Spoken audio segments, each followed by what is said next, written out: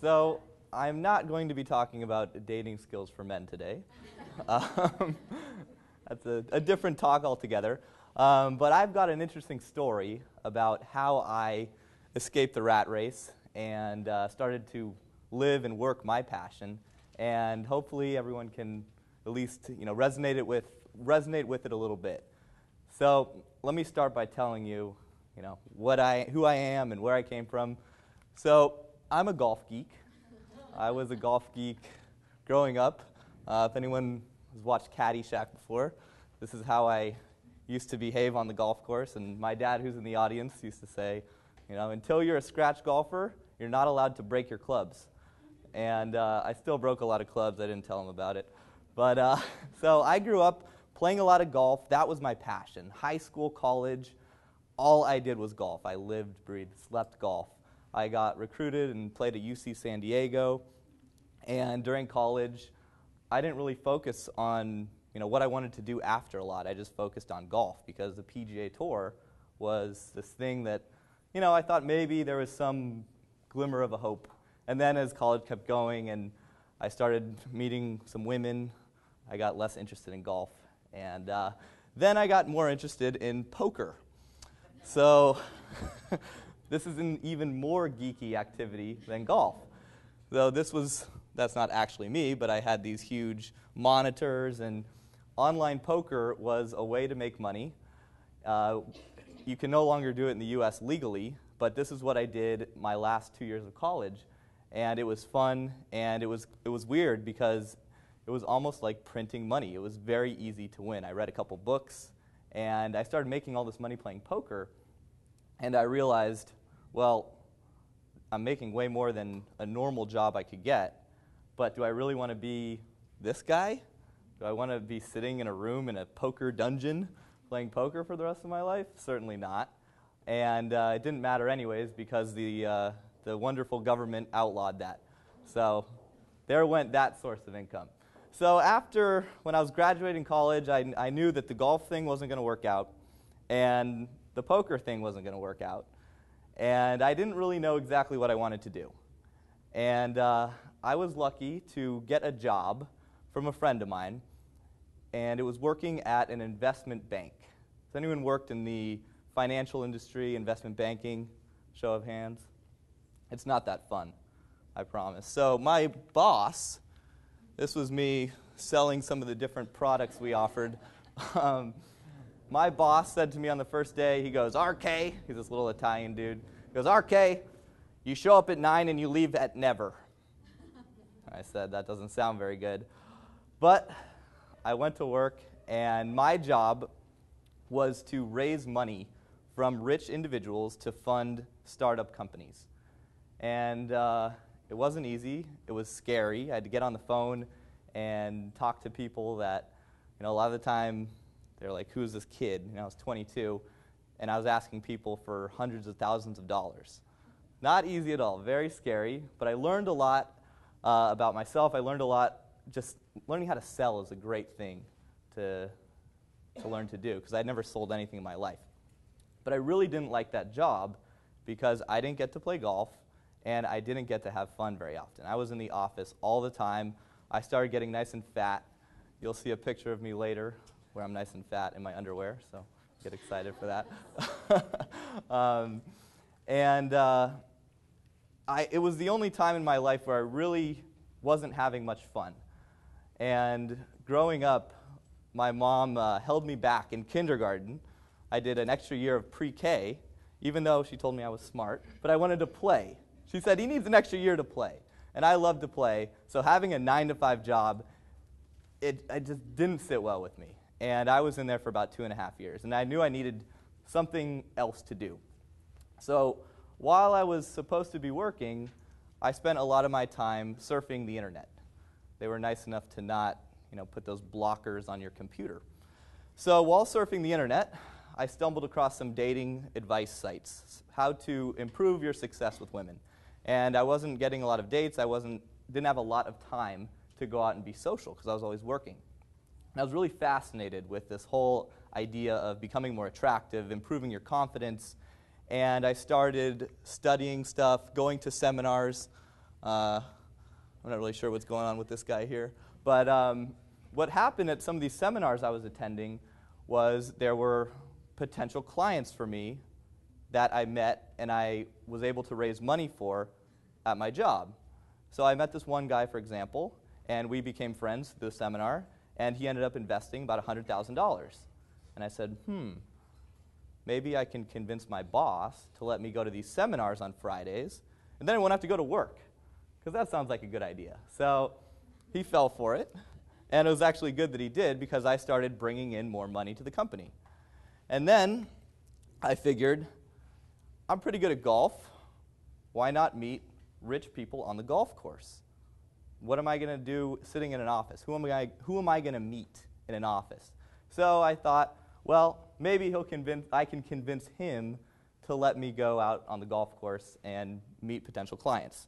So I had a conversation with him, and it wasn't easy. It was very scary. I'll tell you more about that a little bit later. But the result of the conversation was him saying to me, okay, you can try it for 2 days a week. You can go out to the golf course and meet clients. I'll even pay for your lunch. I'll pay for you to play. And I started meeting more clients that way as well. So I said, Sal, how about you let me do it every day? And you buy me a country club membership, because these local municipal golf courses don't have enough rich people to fund our deals. So he said, okay, why not? So about 2.5 years after I started my job, I found myself in a situation where I would wake up, I would put on my golf clothes, I'd go to the golf course, I'd hang out with 60 to 75-year-old men and play golf with them all day long. Then we'd have lunch, and then I'd play gin. And I realized I was living the life of my grandpa.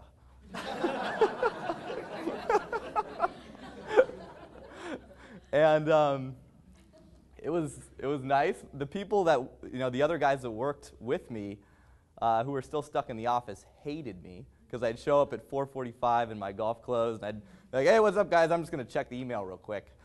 Have fun till never when you leave. So I wasn't very liked at work, but I was able to create this remote working situation.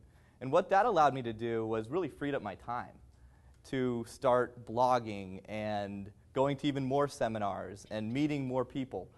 And what I did was I started a blog for dating advice for men. And as I would just post for fun. It was my passion. It was what I loved to do. So I'd write stuff, and people would comment, and I gained a following. And what happened was a couple months later, someone sent me an email, and they said, hey, I'll pay you to coach. Will you coach me? I said, okay, maybe there's an opportunity here. And at that time, when I was taking these other seminars, I was learning how that whole business works. There's the seminar business and the coaching business.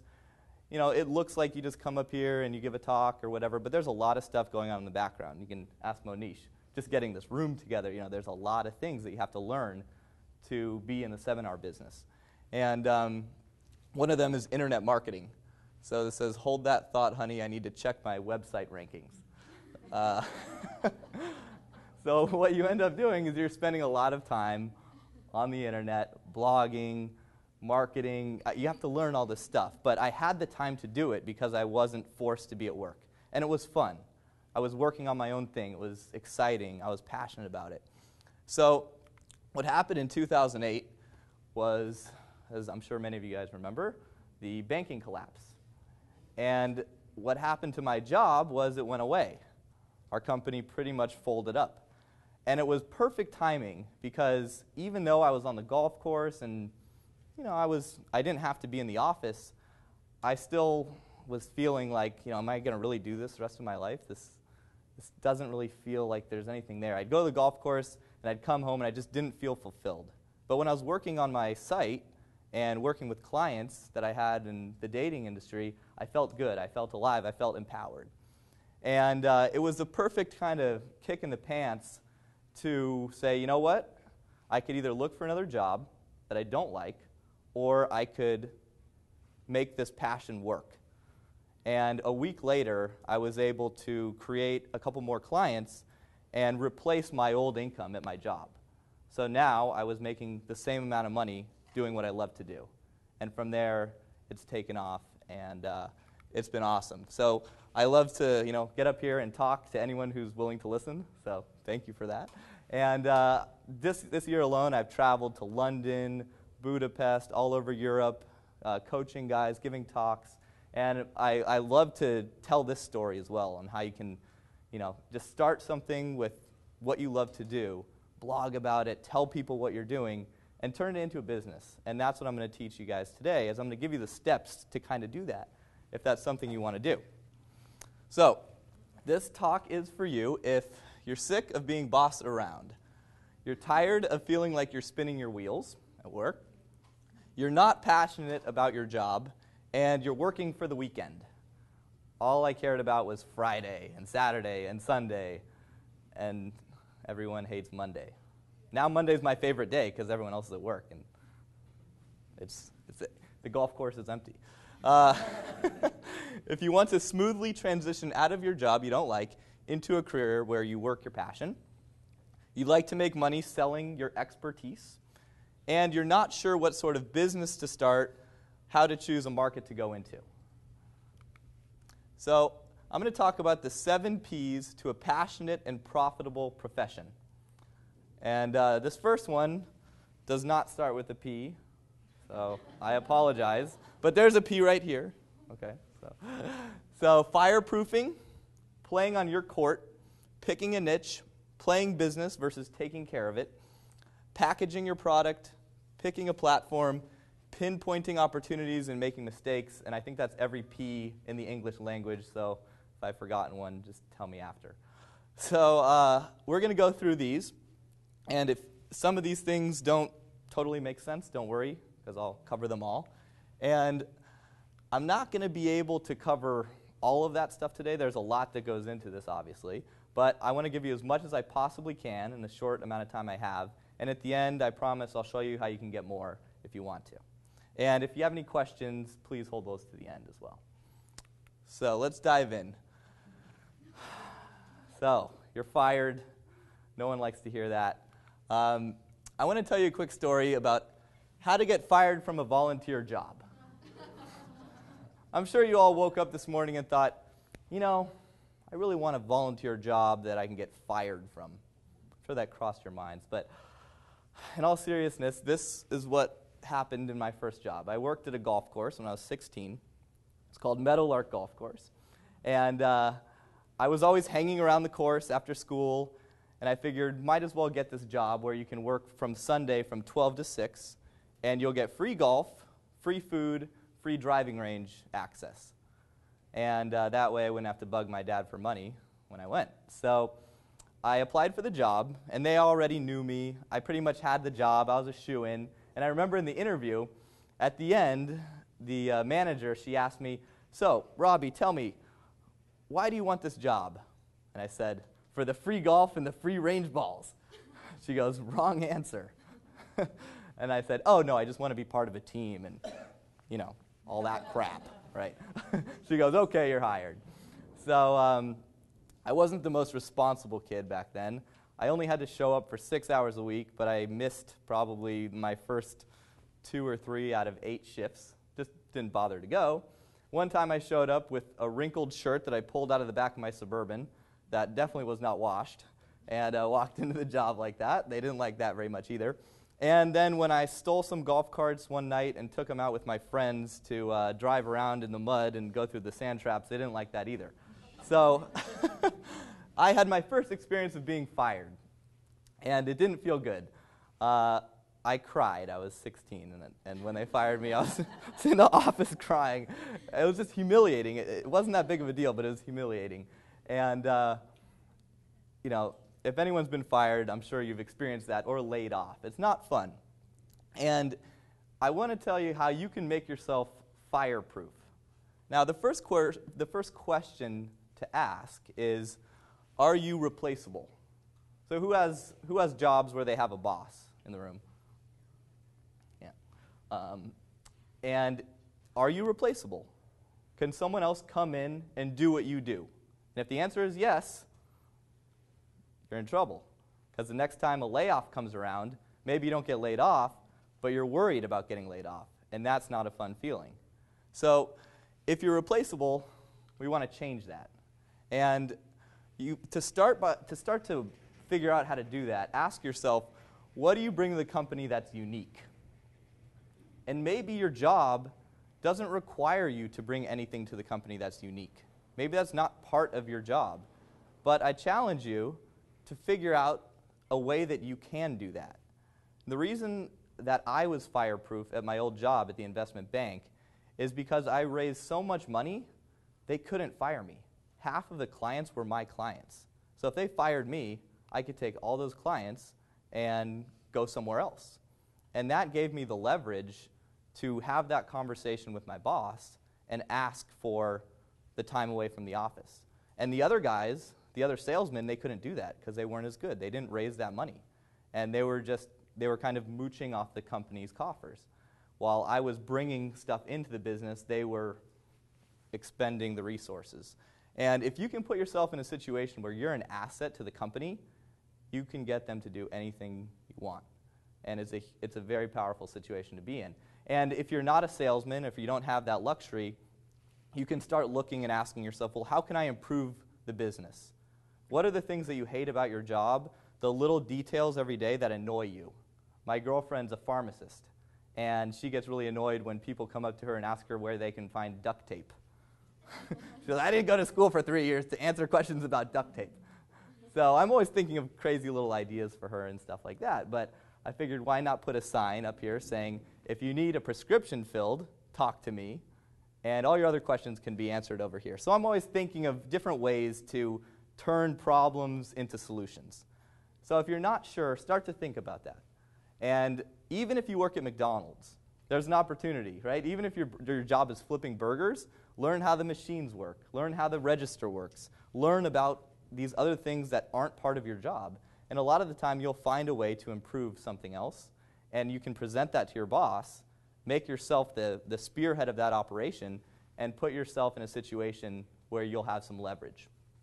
So, if you're scared of being fired, even if you don't want to leave your job, I highly recommend doing that, because that leverage that I keep talking about is huge. You'll never worry about being laid off or fired again. So next, we're going to talk about playing on your court. And what I mean by that, this guy is definitely not playing on his court. If anyone's seen Office Space, that's Milton. And he's still looking for his stapler, I think.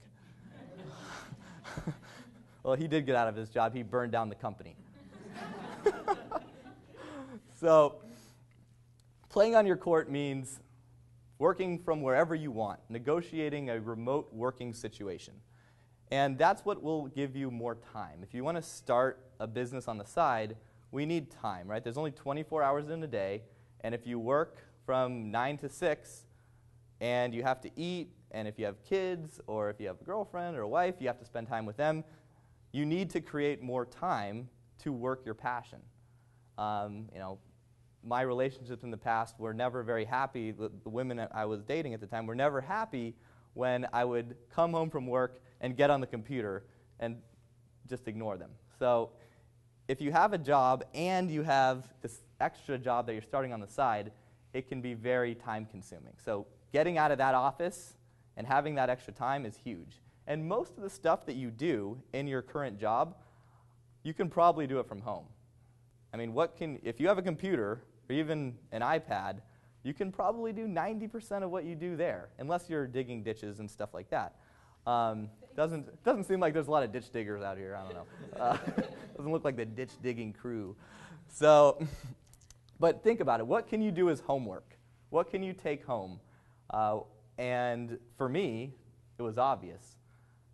In fact, when I was at my job at the investment bank, being in an office was a detriment to the amount of money I could bring in for the company. Because who am I going to meet in an office? So it was a really easy sell to my boss. And here's the funny thing. A lot of the time, we don't think, we're kind of in our situation, and we don't really see what's going on, and it takes an outside perspective to illuminate what I call a blind spot. A blind spot is, that area in your car, and you can't see where it is. You can't see what's going on. And it wasn't my idea to ask my boss if I could work on the golf course. It was actually one of the other guys in the company who worked in like R&D. And he said, it's crazy that you're in the office. You're good at golf. You're meeting these clients out at the golf course. Why don't you just ask Sal if you could golf a couple days a week? And I said, that's a really good idea. I think I'll ask him. So one of the things I do with my clients a lot is I help expose their blind spots. So ask yourself, what can you take home? And when you have that conversation with your boss, it's really important that you tell him or her what's in it for them. My boss did not care that I wanted to go to the golf course every day. He didn't care that I didn't want to work from the office. In fact, he didn't want that to happen, but I proved to him that I could be more productive. I proved to him that there's something in it for him by allowing me to try it out. And I know that conversation isn't easy, but it's worth having. And the worst they're going to say is no. And usually they'll say, yeah, you can try it. Even if it's simple, even if it's saying, hey, on Friday, is it okay if I take half day and do everything from home because I have this really good reason why it's good for you if I do that? So start to think about this stuff. It takes some creativity, but it's worth it.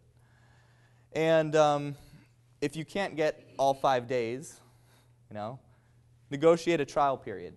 My boss didn't instantly say you can work all 5 days from the golf course. He said start with 2, and if you're successful, you can do it more. The next thing we're going to cover is picking a niche. It's our friend Lindsay Lohan here, and you're probably wondering why I have her up and what she has to do with this. But there's a little saying that I love to talk about. How about we all say it together? 1, 2, 3. When you pick a niche, you get rich, but if you don't, life's a... Hint rhymes with which and looks like this.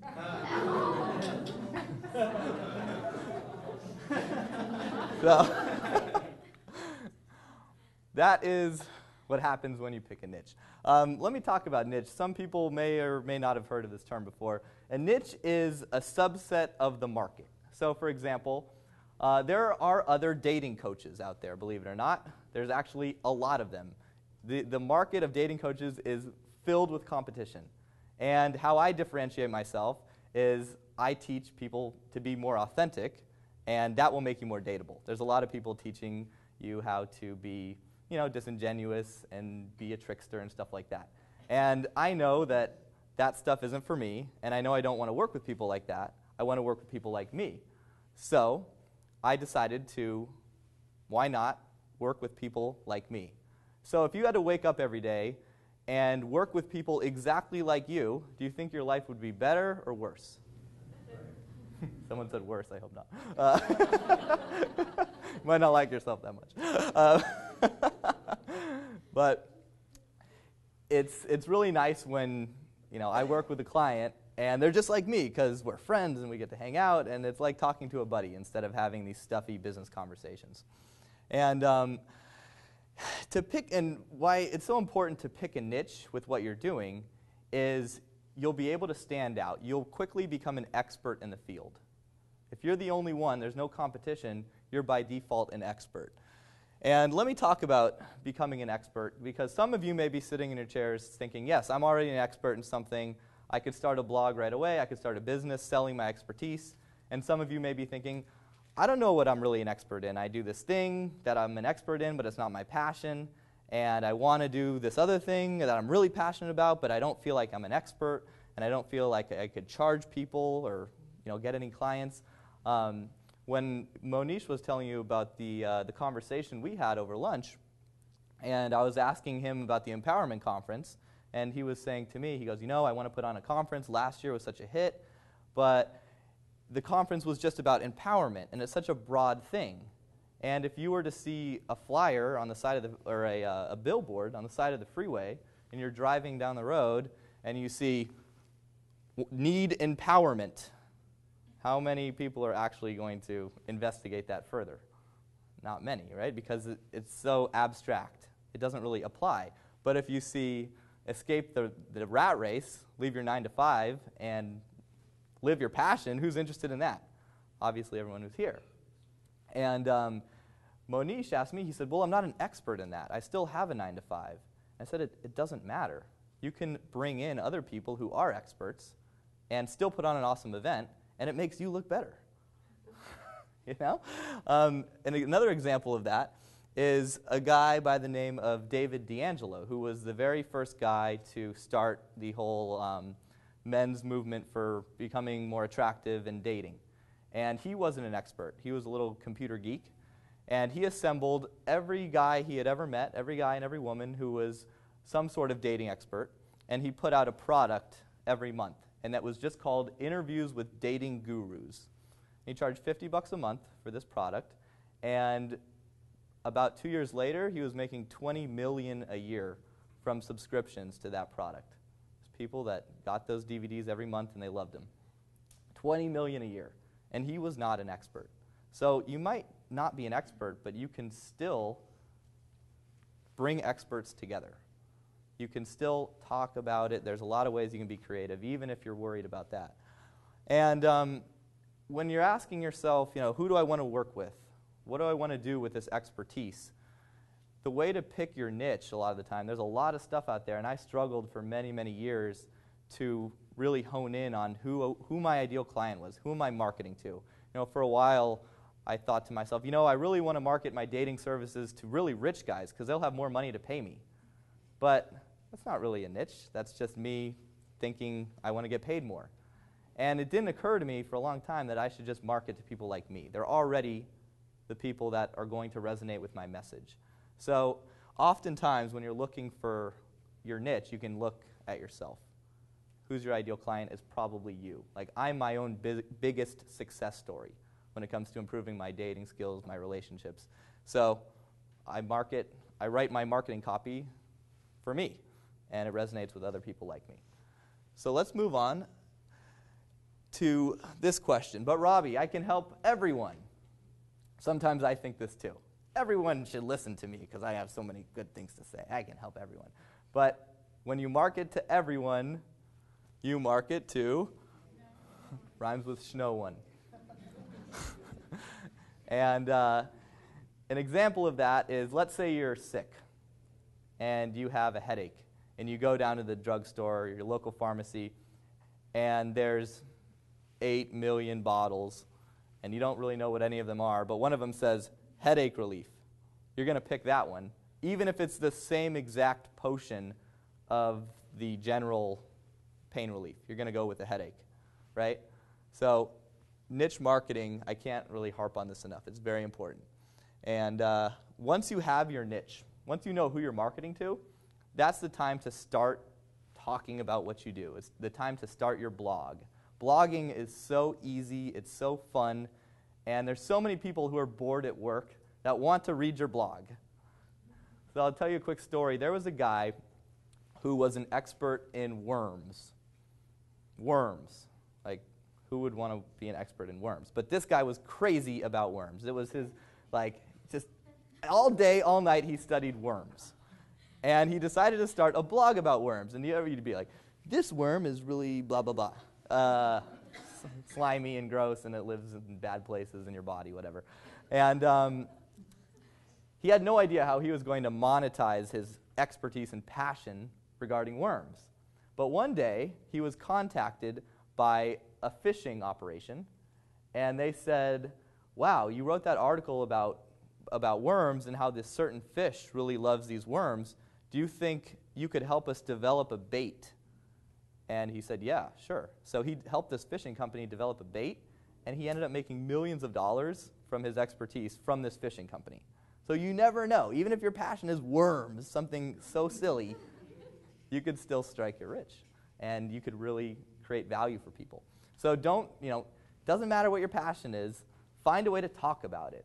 You're already going to anyways. You're probably already having conversations with your friends about what you really love. If it's shoes or vintage shopping or handbags or nice cars, it's the stuff that you're going to talk about anyways, might as well blog about it. Put it on Facebook, put it on Twitter. People will read your stuff. People have nothing to do. They sit around. Who surfs the internet a lot? Yeah, right? Someone else is passionate about worms, I promise. So if that's your passion, they will find you. Google's an amazing tool. Next, we're going to talk about playing business versus taking care of it. Cash rhymes with schming. I might be playing out these silly rhyming things. Hopefully there's no more. But the next one you guys need to laugh anyways. So this is pretty simple. Cash comes from customers. Customers come from great content, great products, and from building your brand. Now, there's an amazing book written by a guy named Gary Vaynerchuk. And anyone read it? It's called Crush It. Highly recommend it. It's an easy, quick read. And in Crush It, he talks about how everyone these days is a brand. If you have a Facebook page, if you have a Twitter account, you are a brand. Like, you can Google me, and I'm a brand. You can Google Monish. He's a brand. You can Google my dad or my mom. And depending on what you have out there to find, people will have an idea of what your brand is. And it won't be long until the traditional resume is completely just taken out of consideration. You know, people that are hiring you are just going to look at your Facebook. They already do. They'll search for you on Google. And that's how people can really find out what your brand is. So you already have a brand whether you like it or not. I promise the next person you want to date with is going to Google you. And if you haven't done some work to make your brand look good, you might not like what your brand is saying about you. So everyone has a brand, and your job is to make that brand stand out. And especially if you want to create a business around your brand, then you need to build it. And you build it by putting out content. Now, content can be anything. It could be videos, it could be blogs, it could be you walking around a department store, and if your passion is earrings, it could just be talking about the different earrings into a microphone recording and putting that content out on the web. People will find it. They'll love it. And when you can create tremendous value for the other people that are in your niche, the money's going to come. When I first started, my company, Inner Confidence, I already had a job. My main goal was not making more money. My main goal was just having fun with it, improving my own dating skills, and I like talking about it. I like sharing. And when I had some people email me saying, "Will you coach me? I'll pay you," I realized, wow, I was actually providing value. And that's the key. If you provide value for people, they'll pay you very handsomely for it. So, what about business cards, logos, websites, professional photos, marketing materials? Now, if you do decide to start a business, the fun stuff is creating the website, especially if you're a geek like me or Monish and we like building websites. It might be taking those glamour shots and getting your business card pictures. It might be making that logo if you're really into designing and being creative. Unfortunately, that stuff does not create clients. And that stuff costs money. It may make money in the future for you, but in the beginning, especially if you need some cash to grow your business, those things are going to take away your resources. And that's what I call playing business. Playing business is doing the fun, glitzy things, not the things that actually generate customers and clients and money. And if you want your business to succeed, unfortunately, that's not going to happen without customers. And 95% of all businesses that are started fail. And I think they all fail for the same reason, which is very simple. They run out of money, right? So very important to focus on things that are going to bring in money versus things that are just fun to do. And I'll give you an example of this. So remember I promised you I'd show you a picture of me in my underwear? Well, there you go. This was me at the conference last year, right around that time, 215 pounds. That is me pretty much now. I think I've maybe gained 5 pounds. I swear it's all muscle. But that's literally 100 days later. So I'll tell you a quick story how I did it. I did it by having a buddy move in with me and saying, "You're not allowed to eat that or I'm going to beat you up. You have to go to the gym or I'm going to harass you till you do." And he lived with me on my couch. And this pretty much went on for about 100 days. He was like the Jiminy Cricket on my shoulder, forcing me to get in shape. It was pretty easy to eat only chicken, veggies, egg whites, and protein shakes, some fish too, because I had no option. And I had tried for years and years and years to lose weight. And I could never stick with the diet. I tried everything, all the yo-yo stuff. I never had the motivation to do it. I didn't have a good enough reason.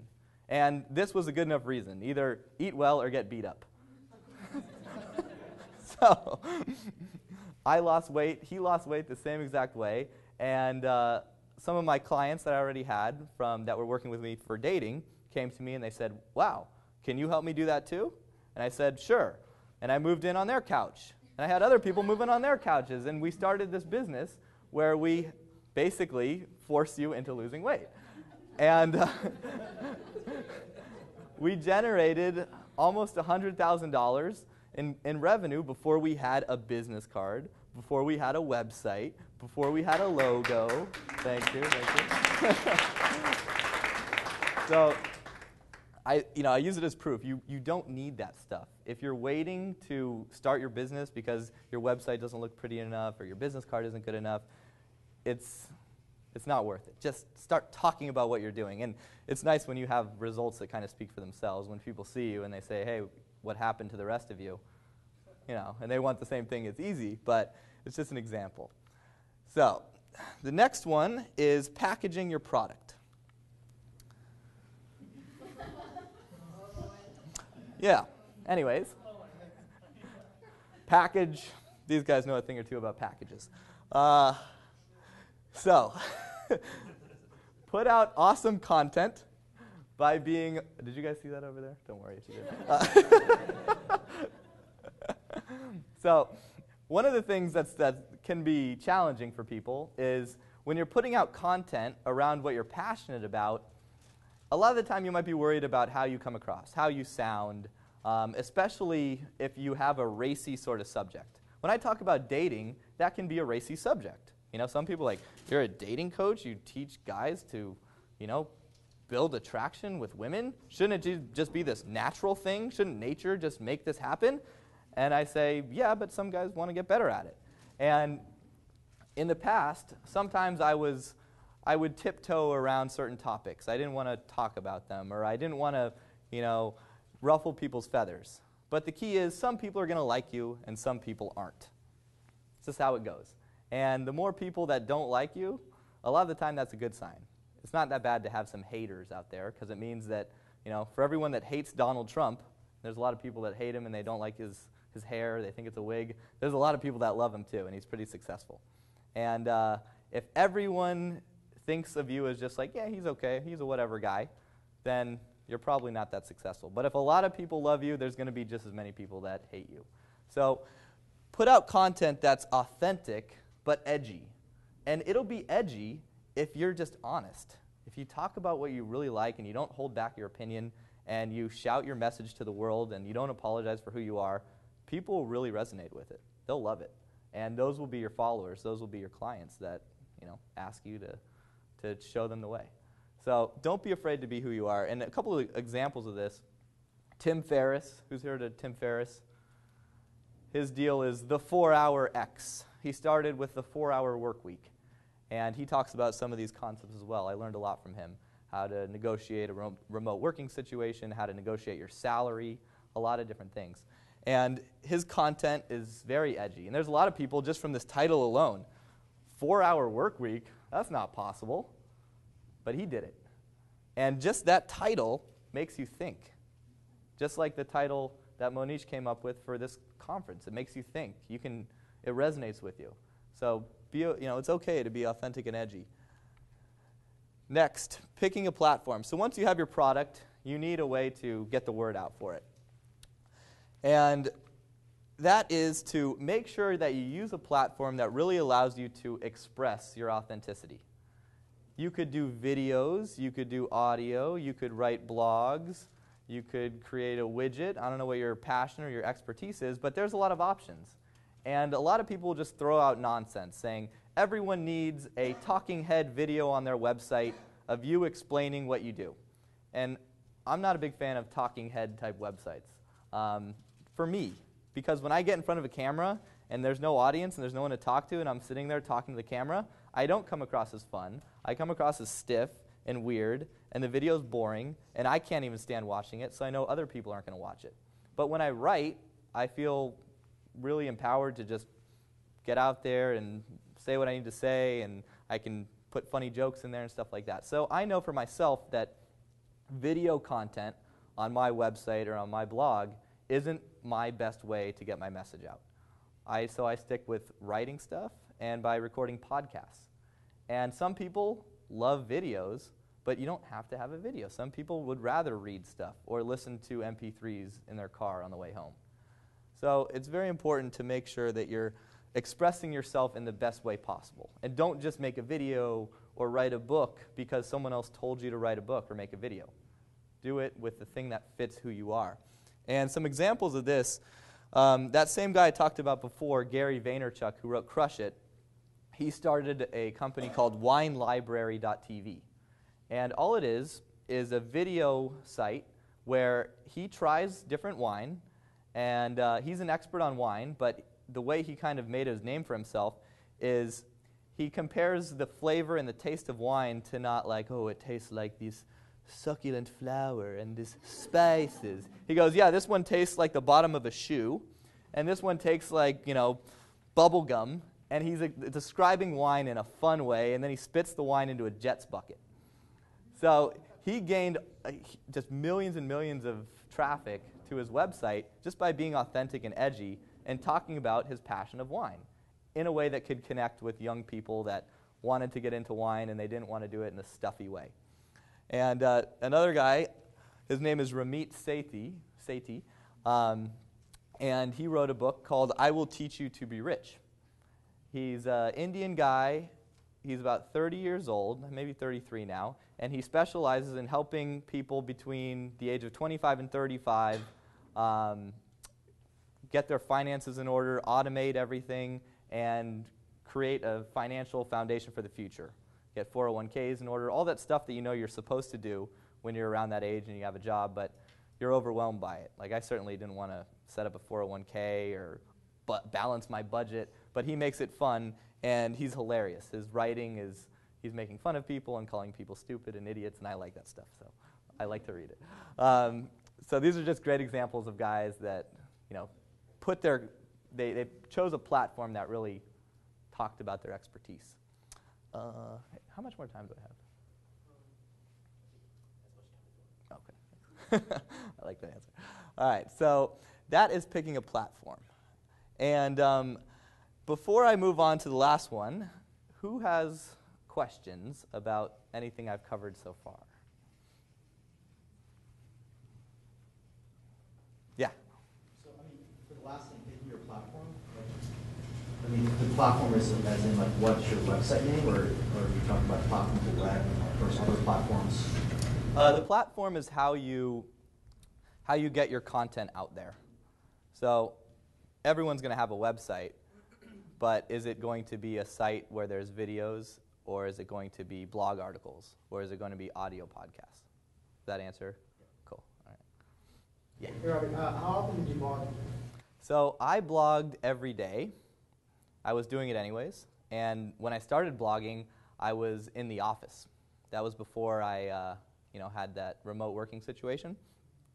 And sometimes I blogged hours a day, and my boss would come in and I'd turn off I'd switch the screen. So I did a lot of this stuff when I was supposed to be working. And that's why it's great to do it at home, because I got my work done in usually an hour or two, but I'd have to be at the office for 9 hours a day, which was silly. But if you blog every day, you don't have to blog every day. If you blog just every week, people will start to follow your stuff, and they'll follow your content, and they'll love it. And they know every week. They'll get excited for your post. And when I don't blog that much anymore, but when I stopped blogging as often, some of the guys that would come to my site would be like, hey, I miss your blogs. What are you doing? Keep blogging. I'd be like, I got to do other stuff, chill out. But the more you can blog, the more you can hustle and just do it. It may take some time. It took me at least a year before I got a lot of traffic coming to my site and asking me for advice. But you just have to kind of put your head down and do it. And if it's your passion, it shouldn't be this taxing, difficult thing. If you love talking about worms, you're going to talk about it anyways. So you might as well write about it. And it's not going to feel like work. It's going to be fun. My girlfriend loves vintage shopping. She found this shirt for $7. Some of you might be saying, yeah, I can tell. But she loves vintage shopping. And she created a blog before I met her, and this was one of the things I was really attracted to her about because we have that same entrepreneurial spirit. And she would just take pictures of herself in $30 fur coats that she found in stores in Boston, and she could turn around and sell it for $200 or $300. So she would find these things, and she would blog about it and take pictures of herself. What girl out there doesn't want to take pictures of themselves looking cute in outfits, right? And she gained traffic and followers, and people look for her posts. So thanks for asking that question. Anything else? What? Question up here? No, sorry. Okay. So let's move on to this last one, pinpointing opportunities and making mistakes.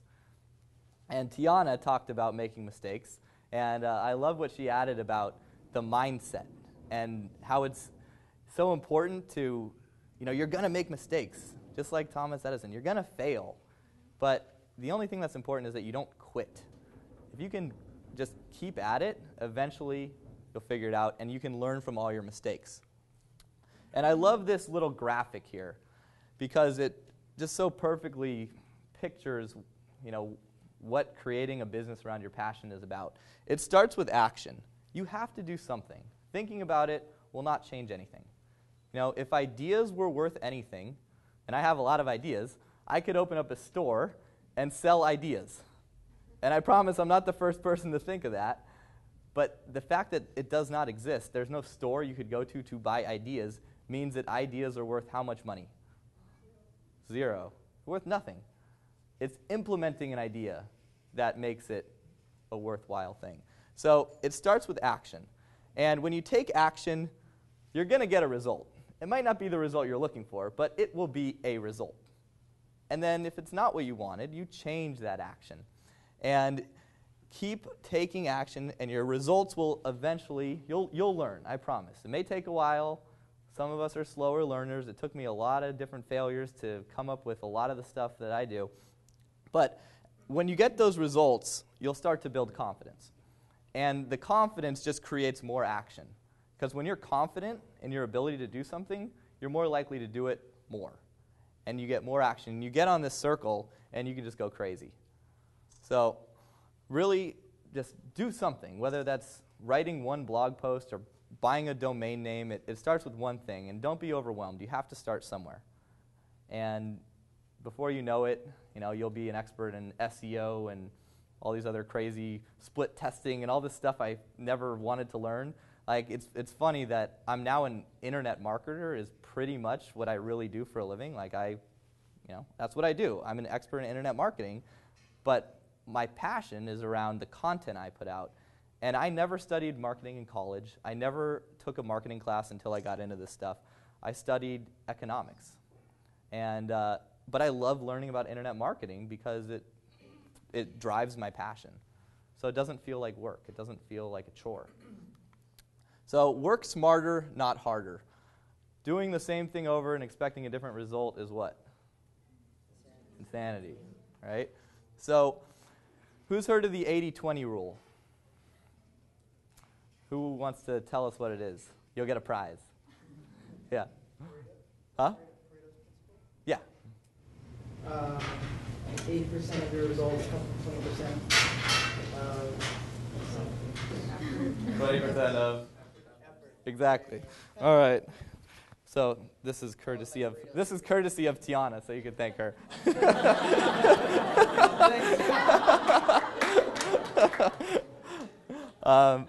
But yeah, exactly. 80% of your results come from 20% of your action. One thing that I did that I never realized would amount to much was I was trying to get the word out about the coaching services I offered for men and dating. And I approached these two women that do matchmaking events around the city. They put on fun events for singles to get together and meet. And I figured, I bet there's some clients that they get that are interested, some guys that are interested in improving their dating skills. And it's a good, I'm not taking business from them. I'm not competing. I'm complementing what they're offering. So I met them for coffee one day and became friends. And I've gotten more clients from them than I have from a lot of the things I've done.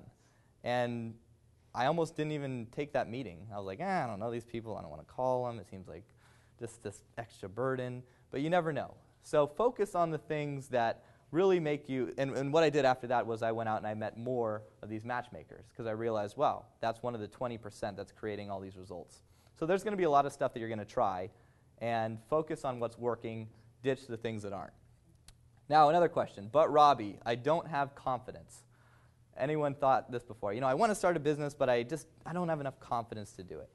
And here's my take on confidence. Confidence is just a result. And here's my proof. Who's confident that the sun's coming out tomorrow? Why? Because it came out every day, right? So if you want confidence, you need results.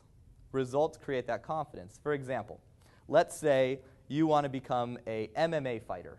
I clearly know nothing about MMA fighting, you know, those crazy guys that get in the ring and beat each other to a pulp.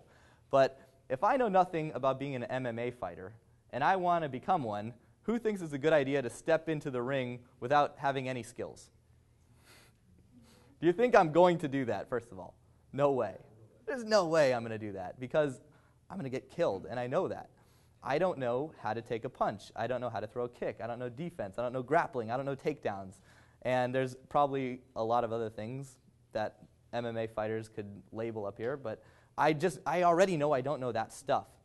But eventually, if I wanted to become an MMA fighter and have the confidence to step in that ring, the confidence would come from learning how to throw a kick, learning how to throw a punch, learning how to grapple, learning takedowns. And the confidence is going to build over time through taking action. So confidence really comes from skills. And when your skills start to surpass your level of fear, when you're like, wow, I can do that. I've done that before. I know I can do it again. You'll start to feel really confident about your ability. So don't let confidence be an excuse for not taking action. No one has confidence in anything when they first start. When you learn to walk, you didn't have confidence, but now it's this unconscious thing that we all do. You fall down 1,000,000 times and you get back up. So the other one is I don't want to make mistakes. And Tiana covered this. You're going to make mistakes. Too bad. Deal with it. Learn from them. It'll be great. And should I do it on my own is a question that I've kind of asked myself before. And what I've noticed throughout my whole journey creating a business around my passion, I've always had a mentor, a coach. I've always been involved in seminars, learning, pinpointing strategies to improve. And there was a 6-month period last year where I didn't have an official coach or a mentor. And in that 6-month period, my business went from very successful to almost closing my doors. And I didn't realize it for the first 5 months. I was like, what's wrong? Why is nothing working? Why is everything so hard? Why don't I have creative ideas? Things are really slow. And it dawned on me that the advice that I would always give is, you know, learn from someone who's done it before. I've always had a mentor to show me what to do, so I wouldn't have to make all the, you know, mistakes that everyone's going to make. If you can surpass those mistakes, you're going to get where you want to be a lot quicker. So don't do it on your own. You're not going to make it on your own. It's impossible. I don't know anyone that has made it on their own. Eventually, you're always going to need someone to assess your blind spots, to give you different ideas, to point you in the right direction. And who better than someone who has already done it? So, you know, don't take advice from your uncle that lives in the basement on how to create your website, but take advice from someone who's done it before. So now I want to show you how you can turn some of the information that I presented into transformation. And for those of you that resonated with my message and you want to work with me, you want the opportunity to allow me to kind of, you know, get my hands in what you're up to and give you some ideas, this is what we're going to work on. First, you know, it depends on where you're at. If you have a job and you're worried about getting fired, but you want to negotiate a remote working situation, I want to help you pinpoint fireproofing strategies. So ways you can make yourself more of an asset at work. And then we're going to focus on picking a niche. And before that, getting out of that working situation, freeing up your time so you do have that time to focus on your passion. Now, picking a niche, This one in particular, I think this is one of the things that people struggle with. I struggled with this, like I said, for a long time, but it's such an important part of your business. If you're trying to market to the wrong people, you could have the best stuff in the world, but no one's going to buy anything. And you're going to start asking yourself questions like, what am I doing wrong? I must not be good at this, or I must be boring, or I must be this. And you're going to tell yourself these negative things when that's not the problem. The problem is you're just not talking to the right folks. And for a long time, when I got into the dating market, I didn't pinpoint the guys that wanted to become better guys. I was just talking to anyone who wanted to improve with women. And a lot of those guys that were coming to those events where I was speaking were these guys that just weren't a fit for my message. And they weren't buying from me. And I always wondered, like, what's the problem? And I racked my brain trying to figure it out. And then it dawned on me from a mentor who told me, you have the wrong marketing message. You need to go after the people like you. And that changed everything. So picking a niche is huge. We're going to talk about generating leads, sales, customers, clients. Like I said, if that stuff's not working, your business isn't going anywhere. Packaging your product, promoting your products and business, how to get that platform where you can most authentically and uniquely talk about what you're doing, whether that's a blog or a video blog, or there's a lot of different ways where you could put your content out there. Audio, there's ways that you could go out on a speaking circuit. One of the things that I do is I go and I speak at a lot of events. And if you love to speak, if you like getting in front of a crowd, that can be a great way to find clients. And lastly, pinpointing time and money-saving strategies. Now, this is, in my opinion, the biggest benefit of working with a coach is you'll save time and you'll save money over the long run. I can't tell you how many times that I was about to invest in SEO marketing or get this guy to fix a logo or get this person to do whatever, and the mentor or coach I had at the time said, no, that's playing business. You don't need to do that right now. You need to focus on clients. And they were usually right. So if that seems like a good fit for you, what I'm offering is a one-on-one strategy session. And could you pass out those forms to everyone? And let me explain what that is to everybody. So it's very simple. It's an opportunity to get on the phone with me for about an hour and a half. Usually that's about the time you'll say, Uncle, I don't want to talk about this anymore. I'm overwhelmed at this point. But I'll stay on the phone as long as we need until you guys feel complete. And what we're going to do on that call is we're going to go through all of this stuff and where it pertains to you. So if you're working in a 9-to-5 and you want to get out of it, we can talk about that. If you've already started a business and you want that business to become more successful and you think I'm the guy to help you, we're going to talk about that. And what you're going to walk away with is, first, we're going to pinpoint any blind spots that you have. And blind spots are deadly because you can't see them. And if you can't see them, you can't fix them. And one of the things that I feel like I'm very, very qualified to do is help someone pinpoint their blind spots.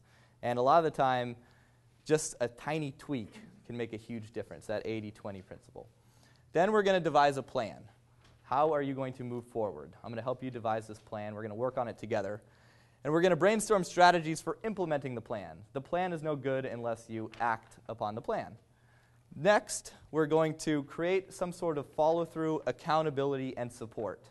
Because if we have this whole conversation about how you're going to tell your boss that you want to work from home, and then you don't actually have the conversation, well, then it's worthless. So we're going to make sure that you do it, and you hold yourself accountable. I love accountability. Remember my before and after picture. The only way that I can do stuff is when there's someone beating me with a stick a lot of the time, and I know myself really well. So when I know that I want to do something and I don't have a reason to do it, I know I'm not going to. I know myself. I'm 30 and I figured that out. I used to think I was really lazy, and it's just I didn't have someone beating me enough, I guess. My parents were too nice. So I always make it a point, if I really want something, I invest in myself. I put some sort of either financial or physical burden on not doing it, because you'll get stuff done. The difference between things that are important in your life and the things that are urgent is urgent stuff gets done because there's a consequence if it doesn't, and important stuff never gets done. It just doesn't. Think about what's important to you. Losing weight was important to me for 15 years. It didn't get done until it became urgent.